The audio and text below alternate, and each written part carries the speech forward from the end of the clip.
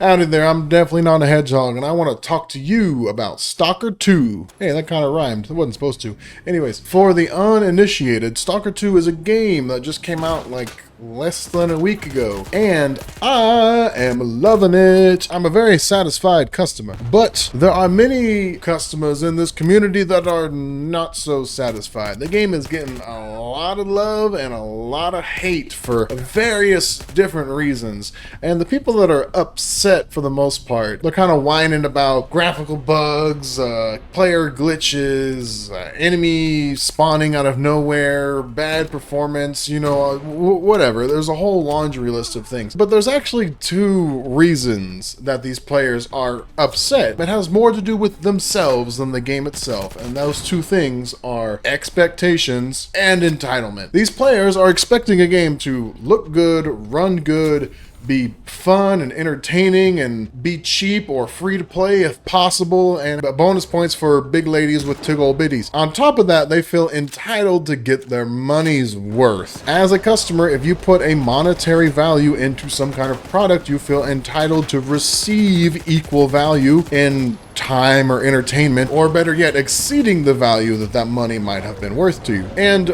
for your average consumer, it is very weird and maybe annoying to see so many of us Stalker fans enjoying our game so much when the entitled masses are just enraged by 30 frames per second and a few graphical glitches.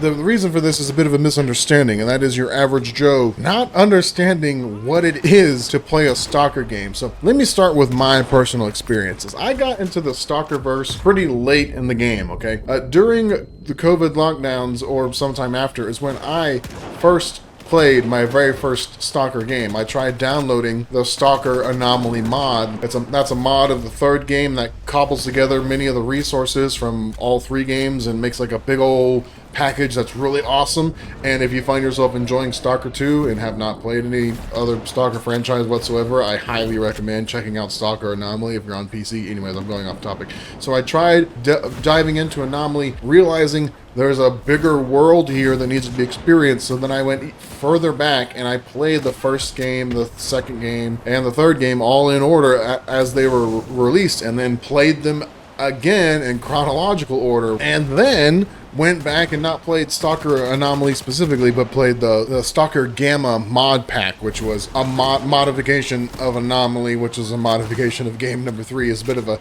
mod inception there. Well, anyways, I dived off the deep end with this whole Stalker stuff, and I got hundreds of hours across all 5 of those different gaming experiences. And when I heard that Stalker 2 was gonna be a thing, I was just so thrilled because, first of all, I didn't even know GSC Game World still existed. And when I heard that they almost ceased to exist because of a little war they got going on over there, it was a real roller coaster of emotions, because it's like, oh cool, this very awesome game that I'm looking forward to is happening. Oh wait, no, it's not happening because the developers are going to get blown to bits. That's unfortunate. And by some force of will or higher power, the game actually released. All of us Stalker fans are absolutely thrilled, and no one else seems to understand why. Well, being a fan of Stalker is like really the ultimate contrast to being a fan of something like Dark Souls. When a new Souls game comes out, or like an Elden Ring equivalent gets released, it is an event that needs to be celebrated and shouted from the rooftops so that everyone far and wide can hear about this awesome new thing.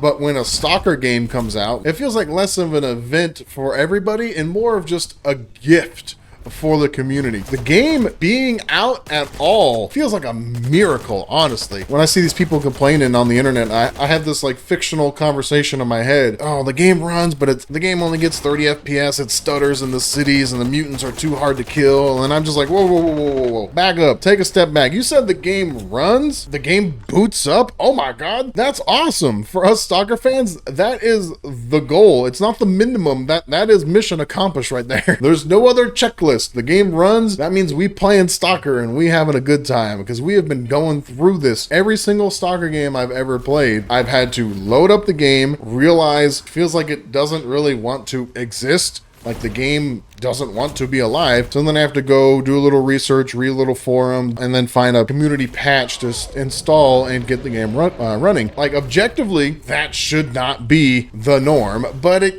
kind of is. It's just part of the culture now. I'm just so torn between understanding the normies who get into this big new game release and then get really pissed off that it doesn't get as much frame per second as the newest Call of Duty or whatever. But at the same time, I'm like, you just don't understand this is how it always is. And I'm not saying that's how it should be, but hey, we've just learned to live with it. Could be stupidity or could be Stockholm Syndrome, I don't know. It almost feels like it's part of the experience. You just gotta tell yourself, low frame rate, stuttering, enemies spawning behind you, they're not glitches, they're features, okay? Anomalies is the actual term we like to use in this community. They're anomalies. Enemy spawns behind you, that's an anomaly. Your player runs on a box and the physics get all weird and then you get launched in the air like 400 meters, it's not a glitch, that's an anomaly. Does your gun jam like 3 times even though it's above 90% durability? It feels like a disability. That's not a glitch, it's an anomaly, okay? You being attacked by a bloodsucker that you had no warning of that takes 6 shotgun blasts to the head to actually take down. That is not a glitch. And that's also not an anomaly. That is just some bull. Now, this is going to sound super backwards for someone who claims to be a fan of the series. I almost wish that Stalker 2 wasn't as popular as it actually is. Like, it's definitely the biggest Stalker game ever released. It's hitting ridiculous, unbelievable numbers. And I'm just sitting here thinking about this wide reach is allowing all of these new people in that don't understand the culture and are going to have a lot of growing pains if they find themselves trying to become a fan of Stalker, because it ain't easy, man. Imagine an older truck owner who has this rusted Chevrolet. He's got to crank the key and like bang on the dash at the same time just to get the thing to start. And you just got to look at this guy and ask him like, hey, why don't you get a new truck that starts up every time you turn the key and has basic amenities like electronic windows and headrests? Like, why are you still driving this POS? And he's just like, well, it's just what I've always known. And that's what it's like being a Stalker fan. You got yourself a brand new product that already feels rusty, rough, and has a really strange smell, but you know what? That's what you're used to and you wouldn't have it any other way. The things that your average consumer expects of a new game and the things that a Stalker fan expects of a new Stalker game are just so wildly different. Like for us, we Stalker fans wanted a few simple things, okay? We wanted better graphics, we want better gunplay, and more importantly, we wanted it to feel like the older games. And by my opinion, Stalker 2 hits on all accounts. It looks pretty dang good, the gunplay is pretty dang good, and it feels like I'm playing old school Stalker games with bugs and all, because that's just how it is. And if you can't accept that, like honestly, I completely understand. But me, I'm eating good this week. I've done like 6 or 7 main missions, and I just looked it up and there's over 30 of them. Like, I'm gonna be playing this game for a long time and I couldn't be happier. And if you're a fan of first-person shooters and you just can't get over a few graphical glitches and some stuttering, hey look, Black Ops 6 is that way. Legitimately one of the best single-player first-person shooter campaigns I've experienced in a minute. Black Ops 6 actually killed it with their single-player. If you have not played Black Ops 6's single-player campaign and you're a fan of first-person shooters, you definitely need to, because they worked way too hard on a feature that most of their community doesn't care about, but I care about it and I appreciate it, so I'm giving them a bit of a shout-out. And guess what? No graphical glitches or stuttering whatsoever, so go play that. If not reaching 60 frames per second and having some stuttering in the city environment is really busting your balls that much, then I have a question for you. Have you played the Black Ops 6 campaign? Have you played Cyberpunk 2077? Have you played the newest Wolfenstein games? Like, there is plenty of first-person shooter options out there for you. And you're moaning and groaning in the YouTube comment section is not really going to fix anything. And we can't really rely on GSC to fix anything either. They keep saying they got a patch in the works. There's going to be a week 1 patch and it's going to make changes. And based on my experiences with GSC, I am reading that news article with a enormous dump truck full of salt, because at the end of the day, GSC Game World has their own brand to stick to. And so fingers crossed it makes things better, but there's like a 90% chance it's going to break the game entirely.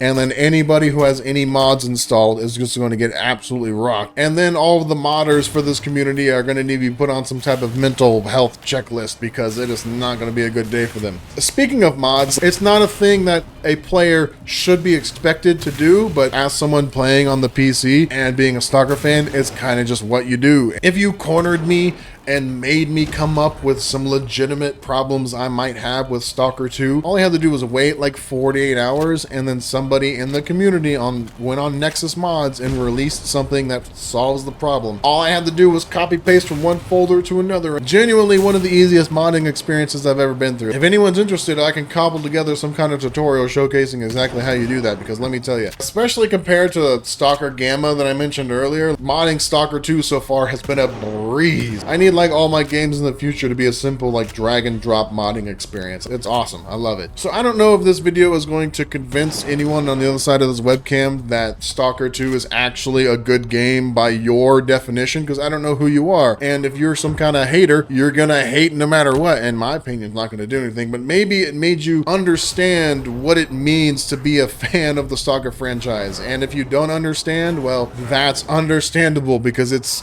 kind of unlike any other community I've ever met. If you feel like you don't have your money's worth, well, there's other options for you.